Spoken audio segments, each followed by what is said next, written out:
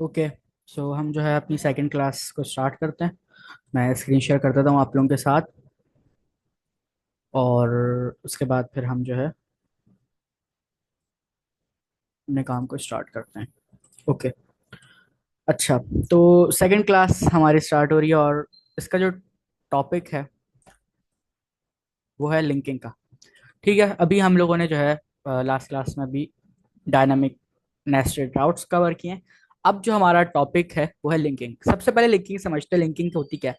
Linking जो word है वो आपको खुद बता रहा है कि भाई कुछ लिंकिंग से रिलेटेड कुछ काम होने वाला है। लिंकिंग एक दूसरे से लिंक करना है, किसी चीज को कनेक्ट करना है, किसी चीज को, उसको हम कहते हैं लिंकिंग। ठीक है। तो हमारा जो है ये हमारा होम पेज है, और इसमें जो है ये बाय डिफॉल्ट रेंडर होता है। अब जब यूजर आता है, यूजर जब हमारी एप्लीकेशन ओपन करता है, सबसे पहले हमारा जो मेन होम पेज होता है, page dot T S x का, वो रेंडर होता है। अच्छा, अब आप लोगों ने देखा कि भाई हमने यहाँ पर कितने सारे राउट्स बनाए हुए हैं, अबाउट, आइटम, प्रोडक्ट्स, प्रोफाइल।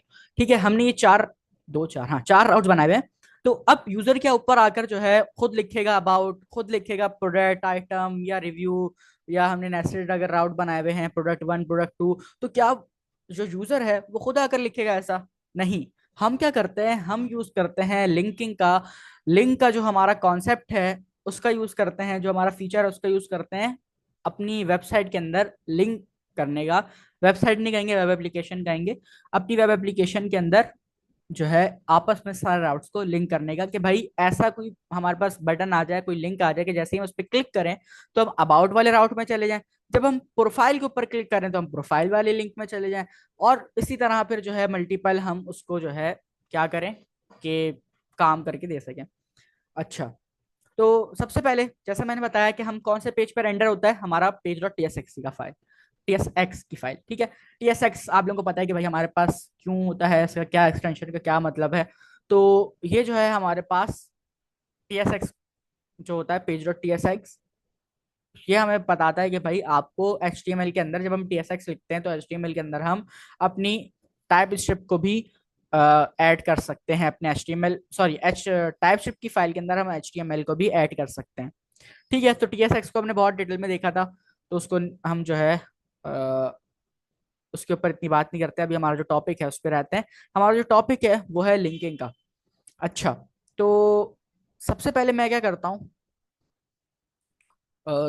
मैं यहाँ पर आकर पहले तो मुझे जो है यहाँ पर राउंड ब्रैकेट्स लगाने पड़ेंगे, क्योंकि जब हमें एक से ज्यादा कुछ चीज देनी होती है रिटर्न के अंदर, तो मैं क्या, हमें क्या करना होता है, हमें राउंड ब्रैकेट्स का यूज करना होता है। ठीक है, मैं यहाँ पर सिंपली राउंड ब्रैकेट्स दे देता हूँ, और एच वन को नीचे ले आता हूँ थोड़ा सा, ताकि जो है हमारा कोड जो है वो सही हो जाए। अब आप सबने एच टी एम एल के अंदर एनकर टैग यूज किया था। कौन बताएगा कि एनकर टैग हमारा जो है वो क्या करता है? आप लोगों से आउटपुट चाहिए मुझे। एनकर टैग का कौन बताएगा? एनकर टैग हम यूज, तला आप बताएं। जी तला। हम लिंक करते थे किसी भी वेबसाइट को। एनकर टैग से, ठीक है, जबरदस्त। तो क्या सिंटैक्स होता था, मतलब हम कैसे करते थे? उसके अंदर एट्रीब्यूट्स याद है आपको? एनकर टैग के अंदर कौन कौन से एट्रीब्यूट्स होते थे? कुछ माइंड में आ रहा है? कुछ भी मसला नहीं, अगर कोई गलत भी आंसर करते हैं तो सब सीख रहे हैं, कोई प्रॉब्लम वाली बात नहीं है। एट्रीब्यूट्स पता है क्या होते हैं? याद आ रहा है एट्रीब्यूट्स क्या होते हैं एनकर टैग के अंदर, या किसी भी एचटीएमएल टैग के अंदर एट्रीब्यूट्स क्या होते थे? ठीक है, कोई बात नहीं। अच्छा, एनकर टैग के अंदर जो है, हम अभी एचटीएमएल में बात करते हैं। एनकर टैग के अंदर जो है हमारे पास, अच्छा मिस मारी, शायद आप बता रही थी, आपने माइक ओपन किया था, तो आप भी अगर बताना चाहें, क्योंकि सबके पास अपॉर्चुनिटी, आप बताना चाह रही हैं कुछ एनकर टैग के बारे में, तो आप बताएं। एट्रीब्यूट्स क्या होता है? एनकर टैग तो तलहा ने बता दिया, और बिल्कुल सही था, जबरदस्त तलहा। मिस मारी, अब आप बताएं कि एनकर टैग के अंदर जो एट्रीब्यूट्स आते थे वो कुछ याद है? कौन कौन से एट्रीब्यूट, कोई कोई भी एक बता दें, जो मेन होता है वो कौन सा होता है? जी Abdullah.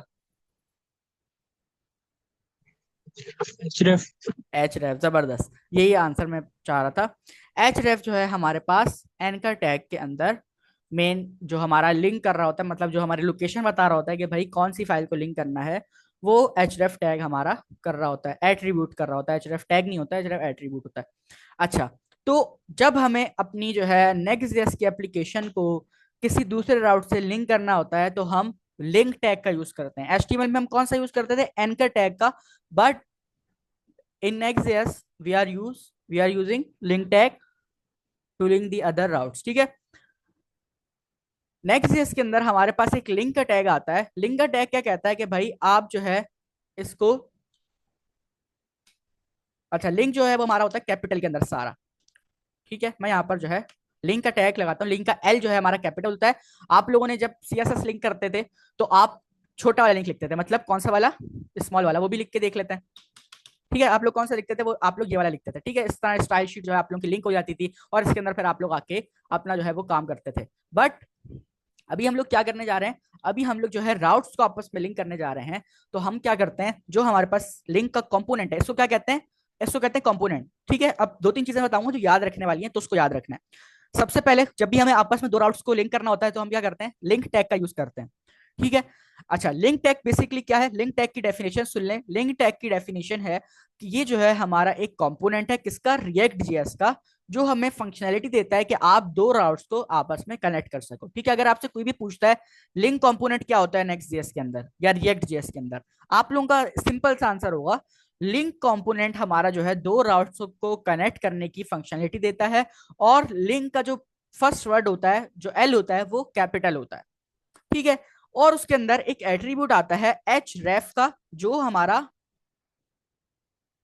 H ref is equal to, जो हमारा क्या करता है, फाइल क्या, राउट की लोकेशन जो है हमें प्रोवाइड करता है। अच्छा, अब जैसा मैंने बताया कि भाई हमारा जो है ये रिएक्ट जैसा कंपोनेंट है, तो हमें इसको इंपोर्ट करवाना पड़ता है। हमेशा जब भी आप लोगों ने लिंक का यूज करना है तो आप लोगों ने इसको इंपोर्ट करवाना है। इंपोर्ट कैसे करवाना है, आप लोग सिंपल लिखेंगे इंपोर्ट लिंक, लिंक का हमारा एल कैपिटल होगा, लिंक फ्रॉम स्ट्रिंग के अंदर नेक्स्ट स्लैश लिंक। ठीक है, आपने जो है इसको इंपोर्ट करवाना है लिंक को फ्रॉम नेक्स्ट लिंक। ठीक है, ये जो डॉट नेक्स्ट की फाइल बनी हुई है ना, इसके अंदर ये जो लिंक का कंपोनेंट है वो हमारा स्टोर हुआ है। अच्छा, अब देखिए अभी भी हमारा एरर नहीं गया, अब तो हमने इंपोर्ट भी करवा लिया। तो एरर पड़ गई, एरर को जो है सॉल्व करते हैं ताकि आप लोगों को एरर याद रहे। एरर क्या कह रहा है, GS expression must have one parent element. I think हमने फर्स्ट जो हमारी क्लास हुई थी जब हम हेलो वर्ल्ड कर रहे थे, तो उसमें देखा था कि जब भी हमें एक से ज्यादा टैग्स देने हो तो हमें उसको कोई ना कोई पेरेंट एलिमेंट देना पड़ता है। तो मैं यहाँ पर क्या करता हूँ, मैं एक डिव बना लेता हूँ। जो हमारा डिव क्या होगा, डिव हमारा यहाँ पर पेरेंट एलिमेंट होगा, और इसको मैं क्लोजिंग टैग जो उसका होगा वो सबसे नीचे ले जाता हूँ। तो जैसे ही मैंने ये किया, मेरे सारे के सारे एरर्स क्लियर होगा। राइट क्लिक करके मैं फॉर्मेट डॉक्यूमेंट पे क्लिक करूंगा ताकि मेरा जो कोड है वो थोड़ा सा सही साफ सुथरा सा हो जाए। ठीक है, यहां तक किसी को कंफ्यूजन? अभी तक हमने सिर्फ जो न्यू काम किया है वो ये काम किया है कि हमने लिंक लिखा है, लिंक के अंदर एक एट्रीब्यूट दिया हुआ है। एट्रीब्यूट आप लोगों को पता है, आप लोग एचटीएमएल सीएसएस बहुत डिटेल में पढ़ के आए हैं कि हमारा ओपनिंग टैग के अंदर ही हमारा एचरेफ का जो एट्रीब्यूट है वो आता है। यहां तक किसी को कंफ्यूजन? इंपोर्ट करवाना आ गया। इंपोर्ट जब भी लिंक यूज करना है तो आपको उसको इंपोर्ट करवाना है। अगर मैं इंपोर्ट की लाइन को कमेंट कर देता हूं तो मुझे एरर देखने को मिलेगा, मतलब अगर मैं इंपोर्ट नहीं करवाता तो मुझे एरर देगा can not find name link के नाम से। ठीक है, क्योंकि अभी आगे जाकर हम ना कंपोनेंट्स भी पढ़ेंगे। कंपोनेंट्स जब हम पढ़ेंगे ना कि खुद कंपोनेंट कैसे बनाते हैं, अभी हमने क्या देखा कि लिंक हमारा एक कंपोनेंट है। तो अभी नेक्स्ट क्लास में, मतलब नेक्स्ट जो कल संडे वाली क्लास है, उसमें हम कंपोनेंट खुद अपने कंपोनेंट बनाना सीखेंगे। अभी तो जिसने नेक्स्ट जेएस बनाई है उसने लिंक का कंपोनेंट बना के हमारी आसानी के लिए हमें दे दिया है। बट नेक्स्ट कल वाली क्लास में, संडे वाली क्लास में, हम लोग जो है खुद अपना कंपोनेंट बनाना सीखेंगे कि भाई हमारा जो हेडर होगा उसका एक अलग कंपोनेंट होगा, हमारी जो मेन बॉडी होगी उसका एक अलग कंपोनेंट होगा, हमारे जो बटन्स होंगे उसका एक अलग कंपोनेंट होगा, हमारा जो फुटर होगा उसका एक अलग कंपोनेंट होगा। तो वो हम कल वाली क्लास में बनाना सीखेंगे, और कल वाली क्लास में हम थोड़ी सी अपनी एप्लीकेशन को अच्छा लुक देंगे। अभी तक हम लोग एक सूखा सूखा सा काम कर रहे हैं कि राउट्स का, और थोड़ा सा बोरिंग सा भी काम है। बोरिंग सा इसलिए क्योंकि ये जो है थोड़ा सा एडवांस कॉन्सेप्ट है। तो अभी तक जितनी भी चीजें हम कर रहे हैं वो कॉन्सेप्शनल बेस पर हम काम कर रहे हैं। अभी तक हमने यूआई के ऊपर काम नहीं किया। तो कल वाली क्लास में हम अपने यूआई के ऊपर भी थोड़ा सा काम करेंगे, मतलब कंपोनेंट्स बनाएंगे। और कंपोनेंट्स बनाने के बाद हेडर के अंदर थोड़ा सा हो सकता है हम नेव बार बना लें, और मेन बॉडी के अंदर थोड़ी सी हम जो है फॉर्म वगैरह लगा के लॉगिन पेज वगैरह इस तरह से बना लें। तो वो कल वाली क्लास पे डिपेंड करता है कि भाई हमारे पास कितना टाइम बचता है और कितनी चीजें होती हैं, तो उस हिसाब से हम करेंगे। ठीक है, तो जब हमने जो है लिंक का टैग यूज किया तो हमें इसको इंपोर्ट करवाना पड़ेगा। इंपोर्ट कहां से करवाना पड़ेगा, नेक्स्ट हम बता रहे हैं, लोकेशन बता रहे हैं। ठीक है, इस लाइन को समझते हैं। जो इंपोर्ट होता है, इंपोर्ट का वर्ड आप लोगों को पता है कि भाई इंपोर्ट कहता है कि आपको जो भी चीज इंपोर्ट करवानी है आप इंपोर्ट का वर्ड यूज करो। इंपोर्ट का जो कीवर्ड है रिजर्व कीवर्ड, उसको यूज करो तो आप जो है इंपोर्ट करवा सकते हो किसी भी चीज को। अच्छा एक चीज देखिएगा, जो भी रिजर्व कीवर्ड होते हैं ना, उसका उनका जो रंग होता है वो हमेशा चेंज होगा। देखिए जैसे इसका पर्पल कलर है, ये भी हमारा रिजर्व कीवर्ड एक्सपोर्ट हमारा इसका पर्पल कलर है। फंक्शन हमारा जो है जितने भी टैग्स वगैरह और एलिमेंट्स वगैरह होते हैं, टाइपशिप के अंदर भी आपने देखा लेट लिखते थे, लेट ब्लू कलर का होता था। और जब आप इफ एल्स लिखते थे तो वो हमारे जो है पर्पल कलर के होते थे। तो ऐसा क्यों होता है? क्योंकि हमारा जो है रिजर्व कीवर्ड जो सॉरी, रिजर्व कीवर्ड जो होते हैं वो हमेशा पर्पल कलर के हमें शो हो रहे होते हैं। ये हमें बता रहे होते हैं कि ये हमारे रिजर्व कीवर्ड्स हैं। जैसे फ्रॉम है, फ्रॉम हमारा रिजर्व कीवर्ड है, तो वो हमें बता रहे हैं। अच्छा हम लाइन नंबर 1 को समझ रहे थे। इंपोर्ट का कीवर्ड क्या कहता है? इंपोर्ट का कीवर्ड कहता है कि भाई आप जब भी इंपोर्ट का कीवर्ड लगाओगे, इसका मतलब कि जो हमारी नेक्स्ट जैसे वो समझ जाएगी, या टाइप शिप है वो समझ जाएगी कि यहाँ पर कुछ इंपोर्ट करवाने की बात हो रही है बाहर से। मतलब इस वाली फाइल से, ये जो page.txt की फाइल है, इससे बाहर से कुछ चीज इंपोर्ट करवाने की बात हो रही है। कहां पर? इस वाली फाइल के अंदर। इंपोर्ट में हमेशा लिंक के लिए नेक्स्ट लिंक की, हम ये समझ रहे हैं ना लाइन, अभी पता चल जाएगा कि हम नेक्स्ट लिंक क्यों लिखते हैं। ठीक है। अच्छा जैसे ही हमने इंपोर्ट लिखा, इस फाइल को पता चल गया कि भाई यहाँ पर कुछ इंपोर्ट करवाना है। अब जो हमें इंपोर्ट करवाना होता है, हमें उसका नाम लिखना होता है। हमारे भी केस में हमें क्या इंपोर्ट करवाना था? हमें लिंक इंपोर्ट करवाना था। लिंक का जो कंपोनेंट है वो इंपोर्ट करवाना था। तो मैंने क्या किया, मैंने यहाँ पर जो है लिंक का जो कीवर्ड था वो मैंने लिख दिया। अच्छा लिंक लिखा, अब वो मुझसे लोकेशन पूछ रहा है। अब मुझे उसको लोकेशन बतानी कि भाई हमने इंपोर्ट लिंक तो करवाना है, बट कहाँ से करवाना है। तो हमने लोकेशन बताई फ्रॉम। फ्रॉम हमारा ये मतलब है फ्रॉम का, कि बताना है हमें, अब लोकेशन बतानी है कि हमें उसको कहाँ से इंपोर्ट करवाना है, जो लिंक है उसको हमें कहाँ से इंपोर्ट करवाना है। फ्रॉम के बाद हमने जो है अपने डबल कोटेशन के अंदर मैंने यहाँ पर नेक्स्ट लिंक लिखा। नेक्स्ट स्लैश लिंक का क्या मतलब है कि नेक्स्ट का जो फोल्डर है उसके अंदर लिंक का एक फोल्डर बना हुआ है, उस कंपोनेंट को जो है यहाँ पर इंपोर्ट करवाना है। अगर मैं डॉट नेक्स्ट की फाइल के अंदर आऊं, तो यहाँ पर जो है कहीं ना कहीं मुझे लिंक का जो हमारा फोल्डर है वो देखने को मिल जाएगा। मेरे पास यहाँ पे सर्च का ऑप्शन होता है, मैं यहाँ सर्च पे जाकर अगर मैं लिंक करके इंटर करूं, तो मुझे जो है यहाँ पर ये बता देगा कि लिंक का जो है हमारा कहाँ कहाँ पर बना हुआ है। एक तो ये बता रहा है कि भाई आपने page.tsx के अंदर बनाया हुआ है और लिंक आपने किया हुआ है, तो वो जो है हमें शो कर रहा है। 10 रिजल्ट उसको मिले हैं 2 फाइल्स के अंदर। अच्छा एक पैकेज डॉट डॉट जेसन की है, तो एक देखिए नोड मॉड्यूल्स। ये नोड मॉड्यूल्स के अंदर या नेक्स्ट के नोड मॉड्यूल्स के अंदर कहीं ना कहीं पड़ा हुआ आप लोगों को देखने को मिल जाएगा। देखें जैसे पैकेज डॉट जेसन है, तो यहाँ पर कहीं ना कहीं आपको इसी तरह नेक्स्ट की फोल्डर के अंदर आपको ये देखने को मिल जाएगा। ठीक है, तो ये लाइन समझ में आ गई। इंपोर्ट का मतलब कि हम इस फाइल के अंदर कोई बाहर से कोई चीज इंपोर्ट करवा रहे हैं। लिंक हमने खुद लिखा है, जो जो चीज हमें इंपोर्ट करानी होती है उस चीज का नाम। जैसे अगर हम पाकिस्तान के अंदर गोल्ड इंपोर्ट करवाना था, तो हमारे पास क्या कमांड होती? हमारे पास कमांड होती इंपोर्ट गोल्ड फ्रॉम। मिसाल के तौर पे अमेरिका से गोल्ड मंगवाना है, तो फ्रॉम के बाद हम डबल कोटेशन के अंदर अमेरिका स्लैश आगे जिस सिटी से मंगवाना होता, मैं उस सिटी का नाम रख देता। जैसे अमेरिका के अंदर फला फला कोई भी सिटी है, मैंने उसका जो है नाम रख दिया। मुझे पता नहीं कौन सी सिटी में गोल्ड बनता है, क्या होता है एक्स वाई जेड, मुझे कुछ नहीं पता। तो हमने क्या किया, America slash X Y Z, कुछ भी कंपनी आ सकती थी, हमने वो लिख दिया। ठीक है, तो इस तरह हमें प्रॉपर बताना होता है। ये मैंने इसलिए इतना ज्यादा डिटेल में इस लाइन को लेकर गया हूं, क्योंकि अब से हम लोग इंपोर्ट बहुत ज्यादा करवाएंगे, और अब मैं इस लाइन को हमेशा जल्दी जल्दी क्या करूंगा।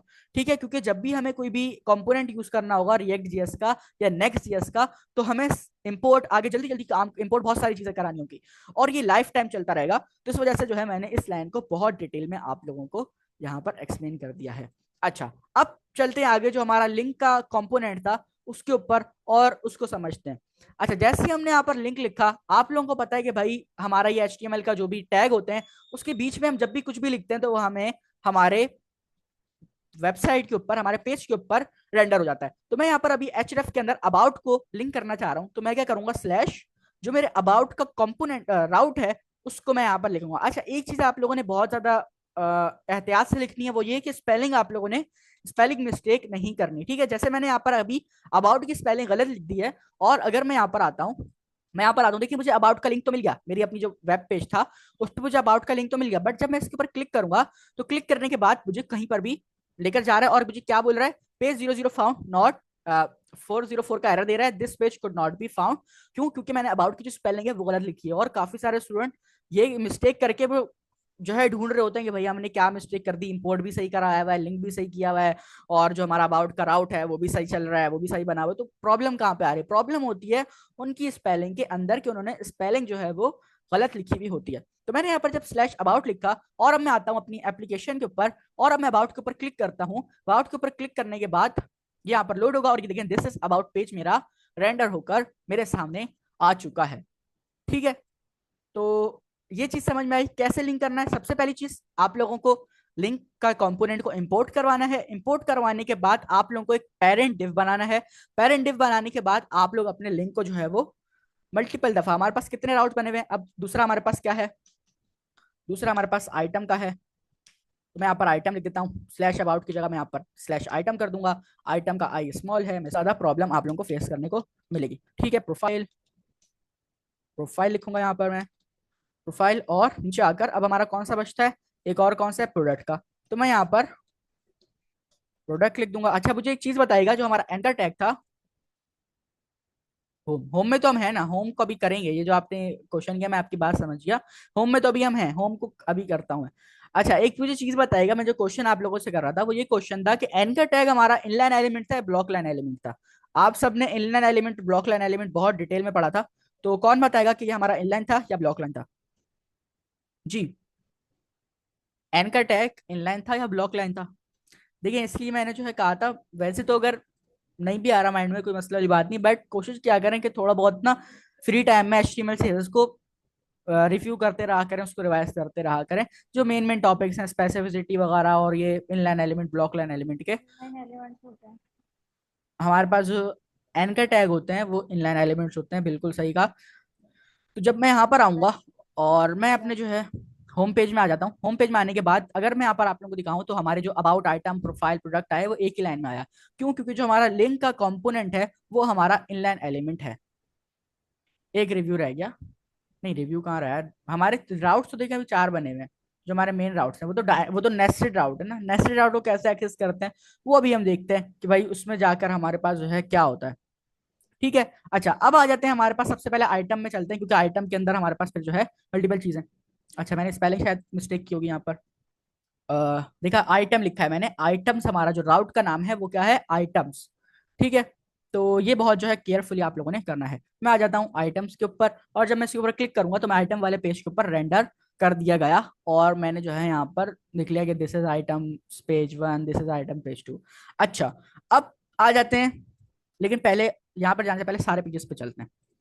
अच्छा अब उसके बाद प्रोफाइल के ऊपर, प्रोफाइल के ऊपर मैं क्लिक करता हूँ तो profile, this is profile page. अच्छा अब एक चीज आप देखें कि जब भी मैं प्रोफाइल पेज पर आ रहा हूँ या मैं जो है अपने प्रोडक्ट के पेज के ऊपर आ रहा हूँ तो मुझे जो है क्या करना पड़ रहा है कि मुझे यहाँ से बैक स्पेस देकर मुझे पीछे जाना पड़ रहा है। मैं एक काम ये कर सकता हूँ कि मैं प्रोडक्ट के पेज के अंदर होम का लिंक भी तो दे सकता हूँ कि मुझे यहाँ पर एक लिंक मिल जाए या बटन हम आगे जाके बना देंगे, अभी तो फिलहाल लिंकिंग का कॉन्सेप्ट पढ़ना है, तो मुझे एक लिंक मिल जाए कि भाई मैं लिंक के ऊपर जब क्लिक करूँ तो ऑटोमेटिकली मैं होम के ऊपर चले जाऊँ।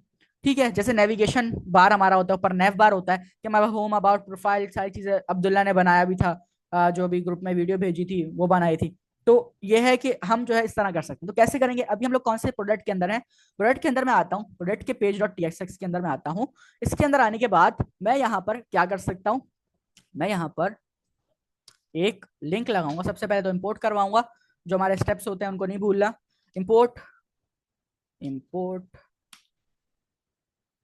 Link from, from next link. ठीक है, ये जो है सबने लाजमी करना है। अच्छा उसके बाद यहाँ पर आकर मुझे एक सबसे पहले तो डिव बनाना पड़ेगा, हमें पेरेंट एलिमेंट बनाना पड़ेगा, बट उससे भी पहले हमें यहाँ पर राउंड ब्रैकेट्स लगाने पड़ेंगे और सारा जो हमारा कोड होगा वो राउंड ब्रैकेट्स के अंदर होगा। उसके बाद आकर मुझे यहाँ पर डिव लगाना पड़ेगा, डिव, और इसका जो हमारा क्लोजिंग टैग है वो मैं नीचे ले जाऊंगा ताकि उप्स, अच्छा वो नेक्स्ट वर्ड को भी कर रहा है, मैं माउस से कॉपी कर लेता हूँ।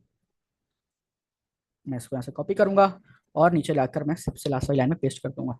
क्लास में एरर क्यों आता है, क्लास का आईडी दे दो, नहीं दे सकते ना, देखिए हम यहाँ पर सीएसएस थोड़ी दे रहे हैं इसको।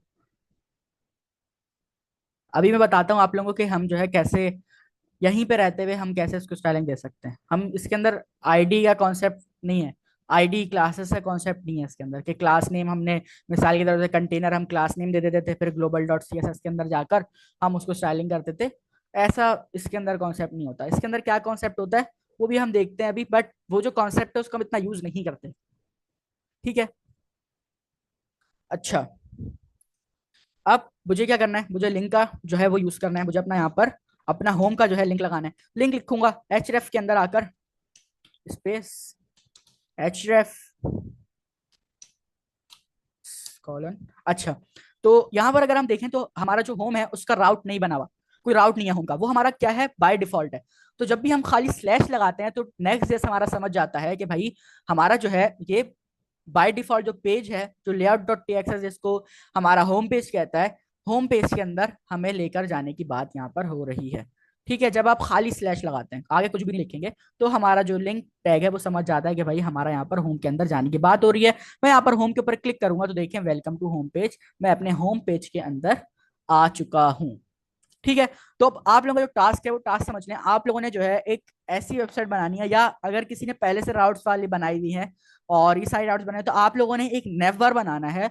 नेवबार के अंदर जैसा अब्दुल्ला ने बनाया था उससे आइडिया ले लें कि उस तरह का आप लोग बना सकते हैं, बट उसके अंदर आप लोग अपग्रेडेशन कर सकते हैं और अपने जो है लॉजिक लगा सकते हैं, अपने आइडियाज, अपने आइडियाज जो है वहां पर आप लोग लगा सकते हैं, और उसको जो है आप लोग फिर करके दिखा सकते हैं।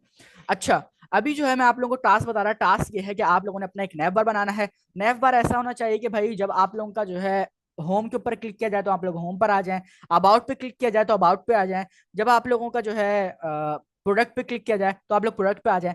एक चीज यहाँ पर अगर मैं आप लोगों को नोट कराऊं, सबसे बेस्ट चीज जो नेक्स्ट की है वो ये है कि देखें, मैं अबाउट के ऊपर क्लिक कर रहा हूँ, क्लिक करने के बाद देखिए पेज रिफ्रेश नहीं हो रहा। मैं प्रोफाइल के अंदर आता हूँ, प्रोफाइल में आने के बाद देखिए पेज रिफ्रेश नहीं हुआ, ये देखिए डायरेक्ट हमें रेंडर करके लेके जा रहे हैं। देखिए प्रोडक्ट में आया, पेज रिफ्रेश नहीं हुआ, होम में आया, पेज रिफ्रेश नहीं हुआ। अगर मैं किसी और वेबसाइट पे जाता हूँ जो नेक्स्ट जेएस पे नहीं बनी हुई, मिसाल की मैंने यूट्यूब ओपन किया, यूट्यूब ओपन करने के बाद मैं जो है किसी भी और पेज पर आता हूँ, जैसे ये तो नॉर्मल हमारा होम पेज होता है, मैं यहाँ पर शॉर्ट्स में आता हूँ या मैं सब्सक्रिप्शन में आता हूँ, तो एक चीज आप लोग देखिएगा जो मजे की चीज होगी कि पेज जो है हमारा रिफ्रेश होता है।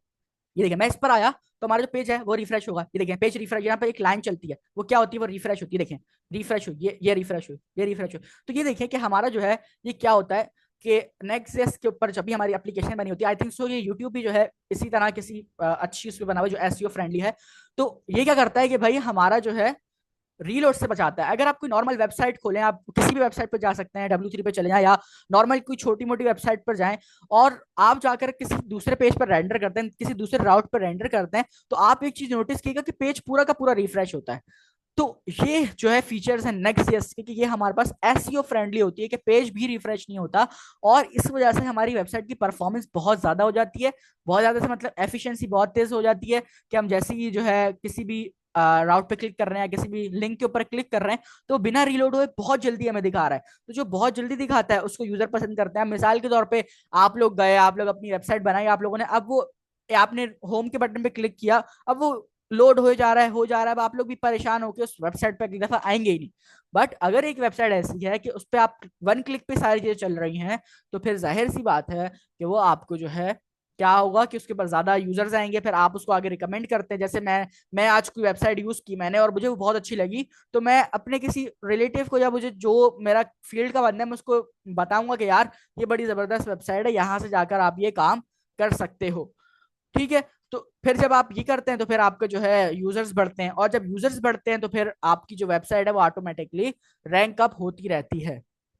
और फिर जैसे यूट्यूब आपको पैसे देता है, ऐसे ही क्रोम भी आपको पैसे देता है, अगर आप लोगों को शायद पता हो, या अगर नहीं पता तो अब पता चल गया होगा। जैसे यूट्यूब पैसे देते हैं ना, आपके इतने पर्टिकुलर वॉच टाइम आवर्स हो जाए, इतने आप लोगों के सब्सक्राइबर्स हैं, इसी तरह आपके जो है यूजर्स के ऊपर डिपेंड करता है कि आपके विजिटर्स कितने हैं वेबसाइट के ऊपर।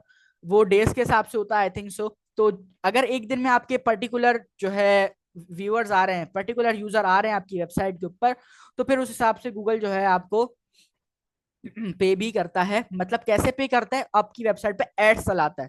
आपकी वेबसाइट पर जब एड्स चलते हैं तो जो एड चल रहे होते हैं उसी से आपको जो है वहां पर पैसे मिलते हैं। ऐसा नहीं कि जो है आपके पैसे, यूट्यूब भी ऐसे ही करता है, आपकी जब वीडियो के ऊपर एड चलते हैं तो उसके पैसे देता है आपको। ठीक है। तो ये चीजें आप लोगों को पता होनी चाहिए। अब आप लोग जो है प्रोफेशनल वेब डेवलपर बनने जा रहे हैं, तो ये चीजें आप लोगों को, आप लोगों की नॉलेज में होनी चाहिए और पता होना चाहिए। अच्छा, एक सवाल जो मिस मारिया का था कि भाई हम लोग जो है अपने टैग को कैसे स्टाइल करते हैं। अच्छा एक चीज, अब आप लोगों का जो टास्क है उस टास्क में ये भी आता है कि जो आप लोगों का आइटम्स वाला पेज जो टीएसएस ये वाला, तो अब आप लोगों ने इसको जो है इन सबको लिंक में बनाना है कि जब आप लोग आइटम्स वाले पेज पे जाएं, आइटम वाले पेज पे जाएं, ये जो आइटम नंबर 1 है तो ये भी क्लिकेबल होना चाहिए, ये भी लिंक वाला होना चाहिए कि जब इस पे क्लिक करें तो आइटम नंबर 1 की डिटेल्स आए, जब इस पे क्लिक करें तो आइटम नंबर 2 की, 3 की, 4 की और इन सारी चीजों की डिटेल आए। सॉरी, आइटम नंबर की नहीं, प्रोडक्ट 1 प्रोडक्ट 2 करना होगा क्योंकि इसके अंदर तो हमने आई थिंक सो नहीं बनाया हुआ। प्रोडक्ट के अंदर आप लोगों को यहाँ पर एक चीज मैं ऐड कर देता हूँ आप लोगों के लिए, हेडिंग 2 ऐड कर देता हूँ, प्रोडक्ट 1 प्रोडक्ट 2। ठीक है, तो ये जो प्रोडक्ट वाला पेज है होने चाहिए, ये दोनों भी पेज को रिफ्रेश करूंगा, ये जो हमारे दो प्रोडक्ट 1 और प्रोडक्ट 2 आ रहा है ये भी हमारा क्लिकेबल होना चाहिए और इसको हम लोग लिंक करके प्रोडक्ट 1 के ऊपर आ जाए। प्रोडक्ट 1 के अंदर हमने क्या कोड लिखा हुआ है, प्रोडक्ट 1 के अंदर हमने ये लिखा हुआ है दिस इज प्रोडक्ट पेज 1, तो इसको करना है। अभी कैसे करना है इसको आप कोड को देखें समझें तो आप लोगों को पता चल जाएगा। थोड़ा सा आइडिया मैं दे देता हूँ, आप लोग ने यहाँ पर लिंक टैग लगाना होगा। अब लिंक टैग कैसे लगाएंगे, कहाँ पर लगाएंगे और उसको कैसे आप लोग करेंगे वो अब आप लोगों ने खुद देखना होगा, और ये आप लोगों का टास्क है। और देखिए टास्क जो आप लोगों को मिल रहे हैं ना, टास्क असाइनमेंट्स वो लाजमी करें क्योंकि ये आप लोगों को बहुत फायदा आगे जाकर देंगे। अच्छा एक जो जुगाड़ी तरीका आप कह लें या एक हमें स्टाइल करने का, मैं होम पेज में आ जाता हूँ, होम पेज में आकर थोड़ा सा H1 को स्टाइल करते हैं। आप लोगों ने देखा होगा इनलाइन स्टाइलिंग आप लोगों ने पढ़ी होगी, तो एक एट्रीब्यूट हमारे पास आता है स्टाइल का, और इसके अंदर हम जो है स्टाइलिंग कर सकते हैं अपनी, बट पहले हम लोग को ये लगाना होता है और इसके बाद हम इसके अंदर स्टाइलिंग कर सकते हैं। ठीक है, मैं इसको बैकग्राउंड कलर दे देता हूँ, बैकग्राउंड कलर मैं इसको दे देता हूँ मिसाल के तौर पे रेड। ठीक है, लेकिन ये थोड़ी सी चेंज है हमारी नॉर्मल स्टाइलिंग से ना, थोड़ी सी ये चेंज होती है और इसके अंदर जो है थोड़ी सी चीज़ें चेंज होती हैं। तो अगर मैं होम पेज पर आऊँ, मैं होम पेज पर आऊँ, होम पेज पर आने पर देखें इसको स्टाइलिंग जो है वो मिल चुकी है कि इसका जो बैकग्राउंड कलर था वो भी चेंज हो चुका है और इसका जो हमारा फॉन्ट कलर था, जो कलर था फॉन्ट का वो भी चेंज हो चुका है। तो मैंने क्या किया, H1 के अंदर आकर, अगर मैं एक दफा पूरा दोबारा दिखाऊं, H1 के अंदर आकर मैंने जो है एक स्टाइल टैग लगाया जिसको हम लोग स्टाइल इनलाइन स्टाइलिंग भी कहते हैं। ठीक है, उसके बाद स्टाइल टैग के अंदर आने के बाद यहाँ पर स्टाइल लिखा है, स्टाइल के बाद इज इक्वल का साइन, करली ब्रेसेस, एक और बार करली ब्रेसेस और उसके बाद फिर इंटर करके मैंने यहाँ पर अपनी स्टाइलिंग कर दी। उसके आगे आप लोगों को सजेस्ट नहीं करता, ठीक है, यूं बिल्कुल होता है, फिर आप लोगों को सारा एक एक चीजें खुद करनी होती है तो ये थोड़ी सी मुश्किल होती है, इसलिए हम इनलाइन सीएसएस का यूज नहीं करते, हम जो है ग्लोबल सीएसएस के अंदर ही जाकर अपनी स्टाइलिंग करते हैं। बट क्लास और जो आइडिया कॉन्सेप्ट है वो हमारा इसके अंदर नहीं है, वो आगे जाके जब हम टेलमेंट सीएसएस पढ़ेंगे तो फिर हम जो है देखेंगे कि भाई हम क्या फायदा है टेलमेंट सीएसएस का, क्या फायदा है हमारी बाकी जो चीजें हैं उसका। बाकी चीजों से मुराद ये है कि टेलमेंट सीएसएस के क्या सारे फायदे हैं वो हम लोग जो है इसमें देखेंगे। अच्छा जो आप लोगों का टास्क है वो यही टास्क है कि आप लोगों ने प्रोडक्ट 1 प्रोडक्ट 2 को लिंकेबल बनाना है, और ये कैसे लिंकेबल होगा इसका थोड़ा सा मैं आप लोगों को ओवरव्यू दे देता हूँ। सारी फाइल्स को मैं बंद करता हूँ एक दफा, उसके बाद आप लोगों को एक दफा मैं बताता हूँ कि कैसे जो है आप लोग इसको कर सकते हैं। सबसे पहले ऐप फोल्डर में आना है, प्रोडक्ट वाले फोल्डर में चले जाना है, पेज डॉट टीएसएक्स में आने के बाद आप लोगों को इन दोनों इसको लिंकेबल बनाना है। कैसे लिंकेबल बनाएंगे, एक को बना देता हूं, एक बाकी दूसरे को आपने खुद बनाना है।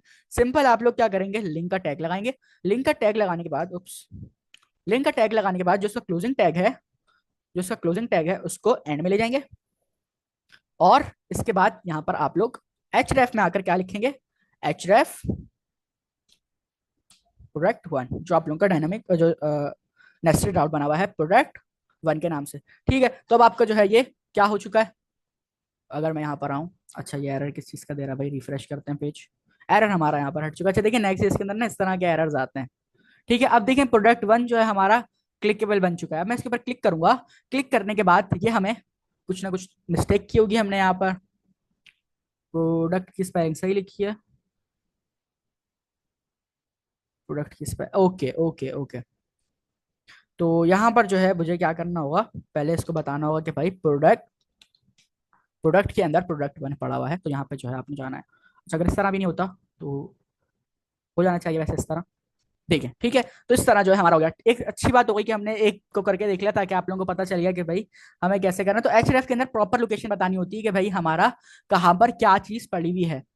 ठीक है, तो मैंने क्या किया, मैंने एचरेफ के अंदर पूरा बताया कि मेरा जो प्रोडक्ट वन का फोल्डर है वो कहाँ पर पड़ा हुआ है। पहले मैंने बताया कि भाई प्रोडक्ट का जो फोल्डर है वो प्रोडक्ट के फोल्डर में पड़ा हुआ है। उसके बाद स्लैश का मतलब कि उसके अंदर, ठीक है, जैसे ही स्लैश लिखते हैं उसके अंदर हमारे पास एक राउट बना हुआ है प्रोडक्ट वन के नाम से।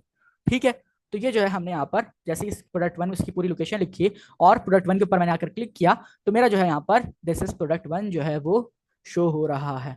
इसी तरह आप लोगों ने प्रोडक्ट टू को करना है। अच्छा, अब आ जाते हैं आइटम्स के ऊपर, और एक चीज हम देखते हैं कि भाई जो हमारा डायनामिक पेज था, डायनामिक पेज के अंदर हम कैसे अपने जो है इसको पास कराते हैं। तो एक चीज जो मैं यहाँ पर बता दूं कि डायनामिक जो हमारे राउट्स होते हैं उसको लिंकेबल कैसे बनाते हैं, ये जो फीचर आया है ये नेक्स्ट जेएस के अंदर आया है। ठीक है, और नेक्स्ट जेएस के अंदर जब हमारे पास आया ये फीचर, तो एक चीज आप यहाँ पर समझें कि आप कैसे लेकर आएंगे। मिसाल के तौर पे यहाँ पर तो हमने खुद लिखा हुआ है कि भाई जो प्रोडक्ट वन का है वो क्या है होगा, उसके अंदर दिस इज प्रोडक्ट वन हमारे पास आ जाना चाहिए। बट अब मिसाल के तौर पे मैंने जो है आइटम आईडी दे दी 99। ठीक है, अब आइटम नंबर 99 के ऊपर क्या चीज पड़ी हुई है वो तो हमारे डेटाबेस से आएगी। तो जब हम डेटाबेस कनेक्ट करेंगे तो जब हम देखेंगे इसके अंदर कि हम जो है अपने डायनामिक राउट को कैसे लिंक कर सकते हैं अपने नॉर्मल राउट के साथ, और वो कैसे चल सकता है। अभी जो हमने लिंकिंग सीखी है वो किस चीज में सीखी है, वो नॉर्मल राउट, वो स्टैटिक राउट्स के अंदर हमने सीखी है। नॉर्मल राउट नहीं कहेंगे उसको, स्टैटिक राउट्स कहेंगे। तो अभी जो हमने लिंकिंग सीखी है वो स्टैटिक राउट्स के अंदर सीखी है, अभी तक हमने डायनामिक राउट्स की लिंकिंग नहीं सीखी है। ठीक है, तो जब हम अपना डेटाबेस कनेक्ट करेंगे इसके साथ, डेटाबेस के टॉपिक पर जब हम आएंगे और जब उसको पढ़ना सीखेंगे, तो उसमें हम देखेंगे कि भाई हम हमारे डेटाबेस पे जो प्रोडक्ट 99 पड़ा हुआ है, तो जब हम बंदा प्रोडक्ट 99 पे क्लिक करे तो फिर उसके बाद जो डिटेल्स आए वो डेटाबेस से उठाकर वो लेकर आए और उसको शो करा दे। जो मिस मारी के क्वेश्चन था वो भी अब यहाँ पर क्लियर हो गया होगा उनको, कि जो रिव्यूज का वो पूछ रही थी कि 5 रिव्यूज का अगर आता है तो जो रिव्यू हमारा सेव हो रहा होगा वो कहाँ पे सेव हो रहा होगा, वो डेटाबेस के अंदर सेव हो रहा होगा। और जब कोई भी यूजर आके रिव्यू के ऊपर क्लिक करेगा तो वो जो है हमारा डेटाबेस से वो रिव्यू उठाकर लाएगा और उसको वहां पर वो शो करा देगा। ठीक है, तो ये हमारे जो है आज के दो टॉपिक्स थे। सबसे पहले हमने पढ़ा डायनामिक नेस्टेड राउट्स, उसके बाद हमने पढ़ा लिंकिंग का कॉन्सेप्ट। अब कल वाली क्लास में हम कंपोनेंट्स को पढ़ेंगे और थोड़ी सी वेबसाइट को शक्ल देंगे। अभी तो हमने जो है एक नॉर्मल सी अपनी वेबसाइट बनाकर उसको छोड़ दिया है और उसको जो है हमने सिंपल सा लिखा हुआ है। अभी तक हमने कोई इसके अंदर स्टाइलिंग वगैरह कोई थोड़ा बहुत काम वाम नहीं किया। तो कल वाली क्लास में हम कंपोनेंट्स बनाएंगे, कंपोनेंट्स का टॉपिक कल वाली क्लास में इंशाल्लाह कवर करेंगे। जब तक आप लोगों ने जो है जिसने प्रीवियस टास्क अभी तक सबमिट नहीं करवाए वो प्रीवियस टास्क सबमिट करवाए, और उसके बाद फिर जो आज का आप लोगों को टास्क दिया है वो टास्क आप लोगों ने कवर करना है और उसको फिर आप लोगों ने ग्रुप में शेयर करना है। ठीक है, तो किसी को भी क्वेश्चन है तो वो क्वेश्चन कर ले, हमारे पास 2 मिनट रहते हैं। अगर कोई क्वेश्चन है तो 2 मिनट हम उसका जो है क्वेश्चन ले लेते हैं, उसके बाद फिर क्लास को हम एंड करते हैं। जी, किसी का भी क्वेश्चन? लास्ट में सिर्फ आपने ये प्रोडक्ट टू का जिस तरह बताया है, बस यही लिंक करना है। टास्क आप लोगों का ये है, बट थोड़ा सा इसको स्टाइलिंग देते हैं, स्टाइलिंग देनी है ग्लोबल सीरीज के अंदर जाकर आप लोगों ने। जैसे जैसे अब्दुल्ला ने जो है वहां पर कुछ किया था, उससे आप लोग थोड़ा सा एक आइडिया ले लें कि आप लोग जो है इस तरह कर सकते हैं। और कहाँ गया ये? ये वाला है। ठीक है, जैसे मैंने यहाँ पर लिंक किया इस तरह आप लोगों ने H2 को भी लिंक करना है, और थोड़ा सा आप लोग जो है मजीद स्टाइलिंग वगैरह कर सकते हैं। और उसको वैसे टास्क यही है कि आप लोगों ने इसको जो है लिंक टैग के अंदर रखकर लिंकेबल बनाना है। ओके, तो किसी और का कोई क्वेश्चन?